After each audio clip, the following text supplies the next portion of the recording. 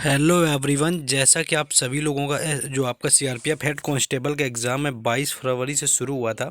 तो आज आपका 28 फरवरी और यहाँ पर फर्स्ट शिफ्ट का एग्ज़ाम खत्म हो गया। तो देखते हैं कौन कौन से क्वेश्चन पूछे गए थे। पहला क्वेश्चन आया हुआ था कि अमजद अली किस वाद्य यंत्र से संबंधित है। तो अमजद अली आमतौर आपके सरोद वादक रहे हुए हैं, यानी सरोद यहाँ पर राइट आंसर हो जाएगा, जिससे कि अमजद अली आपके सरोद नामक वाद्य यंत्र से संबंधित है। तो ये क्वेश्चन यहाँ पर पूछा गया था। नेक्स्ट क्वेश्चन आगे देखेंगे हम लोग। नेक्स्ट आपका क्वेश्चन ऐसा आया हुआ था कि निम्न में से दिल्ली सल्तनत का कौन सा वंश नहीं है। आपको चार ऑप्शन दिए गए थे कि पूछा गया था आपका कौन सा वंश दिल्ली सल्तनत में नहीं था। तो मुख्यतः 5 वंशों ने दिल्ली सल्तनत पर राज किया। मोहम्मद गौरी द्वारा भारत में जीते गए प्रदेशों पर कुतुबुद्दीन ऐबक का शासन स्थापित हो गया था और इसी के साथ में आपका 1206 ईस्वी में भारत में दिल्ली सल्तनत की स्थापना 1206 ईस्वी में कुतुबुद्दीन ऐबक के द्वारा की जाती है। दिल्ली सल्तनत के सिंहासन पर कुल 5 राजवंशों ने आपका शासन किया था, जिसमें सबसे पहला आपका गुलाम वंश था, जिसकी स्थापना आपके कुतुबुद्दीन ऐबक ने की थी। फिर आपका खिलजी वंश था, आपके उसके खिलजी वंश के बाद आपका तुगलक वंश आता है।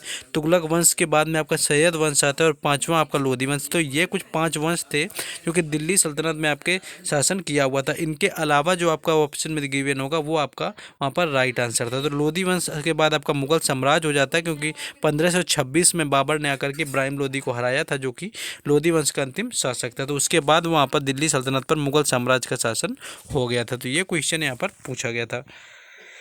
नेक्स्ट क्वेश्चन था कि भारत की जो जलवायु है वो किस प्रकार की है। तो भारत की जलवायु उष्णकटिबंधीय मानसूनी जलवायु है, यानी कि उष्णकटिबंधीय मानसूनी जलवायु यहाँ पर राइट आंसर हो जाएगा। तो भारत की यहाँ पर जलवायु पूछ ली गई थी। नेक्स्ट क्वेश्चन हम लोग देखेंगे। नेक्स्ट क्वेश्चन था कि आपका, लेकिन नेक्स्ट क्वेश्चन बताने से पहले जिन लोगों ने अभी तक वीडियो को लाइक और चैनल को सब्सक्राइब नहीं किया है, तो उनको वीडियो को लाइक और चैनल को ज़रूर सब्सक्राइब कर लेना है, क्योंकि यहाँ पर आपको हर एग्ज़ाम से रिलेटेड एनालिसिस करवाया जाता है। तो आपको यहाँ पर जुड़ जाना एग्ज़ाम से। हर एग्ज़ाम की आपको प्लेलिस्ट भी मिल जाएगी। आप आसानी से जाकर के चैनल में किसी भी दिन का किसी भी शिफ्ट का आपका एग्जाम एनालिसिस देख सकते हैं। बाकी व्हाट्सएप ग्रुप और टेलीग्राम चैनल दोनों का लिंक डिस्क्रिप्शन में दिया गया है। तो बाकी सारी अपडेट से जुड़े रहने के लिए आपको उनमें से दोनों से जुड़ जाना है। चलिए अपने क्वेश्चन में वापस आ जाते हैं। क्वेश्चन ये था आपका कि कथकली नृत्य किस राज्य से संबंधित है। तो केरल यहाँ पर राइट आंसर हो जाएगा, यानी कथकली केरल का एक शास्त्रीय नृत्य है।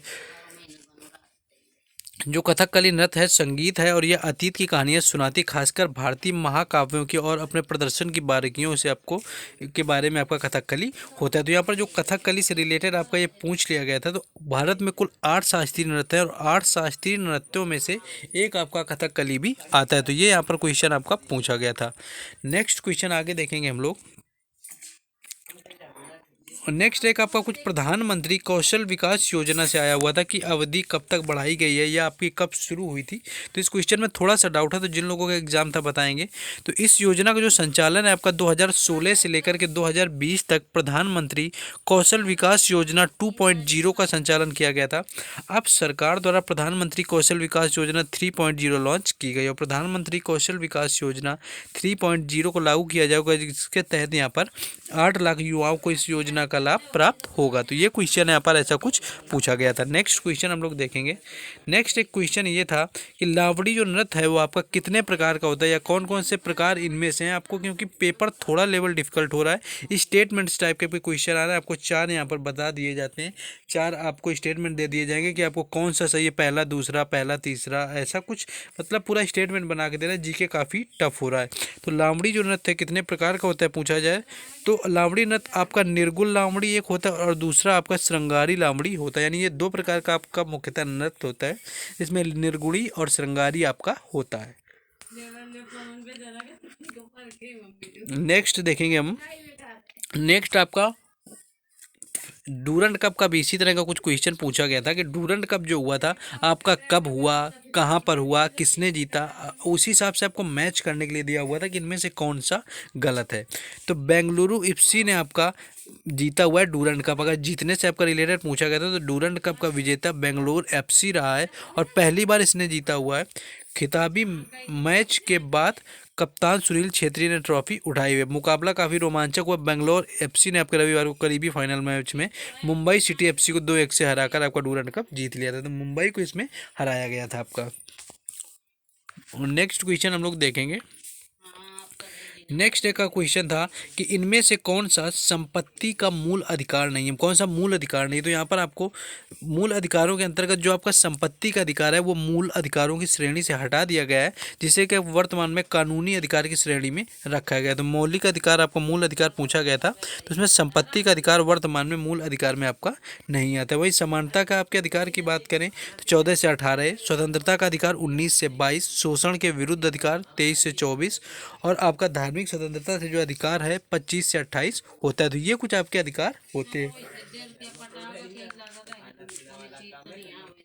नेक्स्ट आगे हम लोग देखेंगे जो अनुच्छेद 29 और 30 होता है ये आपका सांस्कृतिक तथा शिक्षा संबंधित अधिकार होता है। वहीं अनुच्छेद 32 आपका संवैधानिक उपचारों का अधिकार होता है।